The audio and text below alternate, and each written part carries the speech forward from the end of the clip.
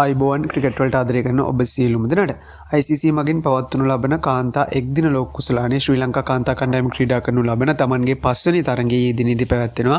ඒ දකුණු අප්‍රිකානු කාන්තා කණ්ඩායම සමගින් කාසියවාසී දිනාගෙන පළමුවෙන් පන්දුවට පහර දුන් ශ්‍රී ලංකා කාන්තා කණ්ඩායම පන්දු වාර 12ක් ක්‍රීඩා කරන විට තරගයට වර්ෂාවෙන් බාධා එල්ලවීමත් සමග තරග තීරකවරුන් කටයුතු කරන්නේ පන්දු වාර 20ක තරගයක් පැවැත්වීමට. ඉතින් මේදී තමන්ට නියමිත පන්දු වාර 20 දී ශ්‍රී ලංකා කාන්තා කණ්ඩායමට ලබා ගැනීමට හැකිවන්නේ කඩලු 7ක් ද ලකුණු 105ක් පමණ. එහිදී විශ්ම ගුණරත්න ලකුණු 34ක් සහ නිලක්ෂිත් සිල්වා ලකුණු 18ක් වාර්තා කර ගැනීමට සමත් වුණා. කෙසේ වෙතත් ඩක්වට් සහ ලුයිස් නියායට අනුව දකුණු අප්‍රිකානු කාන්තා කණ්ඩායමට ලකුණු 121ක ඉලක්කයක් හිමි වුණා තරග ජයග්‍රහණයට.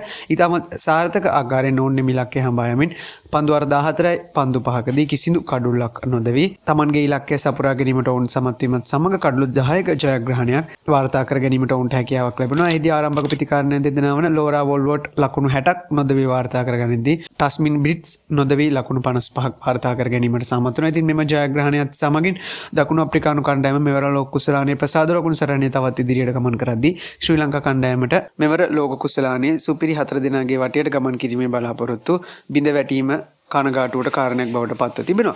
ඉතින් මීට අමතරව අද උදෑසන ශ්‍රී ලංකා ක්‍රිකට් ප්‍රේක්ෂකයන්ට තවත් කනගාටුදායක පුවතක් මාධ්‍ය විසින් වාර්තා කර තිබෙනවා. ඒ එළඹෙන නොවැම්බර් සහ දෙසැම්බර් මාසයේදී පැවැත්වීමට නියමිතව තිබූ ශ්‍රී ලංකා, ඇෆ්ගනිස්තාන සහ පාකිස්තාන යන කණ්ඩායම් තුන අතර තුන්කොන් තරඟාවලිය පිළිබඳ. ඉතින් 2020 තුන්කොන් තරඟාවලියක් පාකිස්තානයේදී මෙම රටවල් තුන අතර පැවැත්වීමට තමයි මීට පෙර කටයුතු සූදානම් කර තිබුණේ.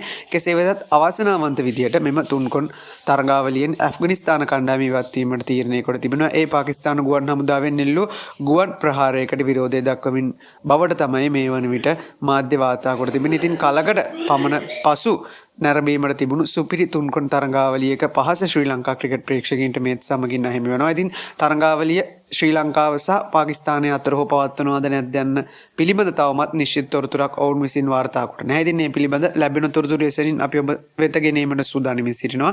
සබ්ස්ක්‍රයිබ් කරලා දිගටම නැදී සිටින අපේ YouTube නාලිකාවත් සමග. ඉතින් ඒ වගේම ඩිස්ක්‍රිප්ෂන් එකේ තියෙන link එකෙන් ගිහලා අපේ WhatsApp channel එකත් follow කරන්න අමතක කරන්න එපා.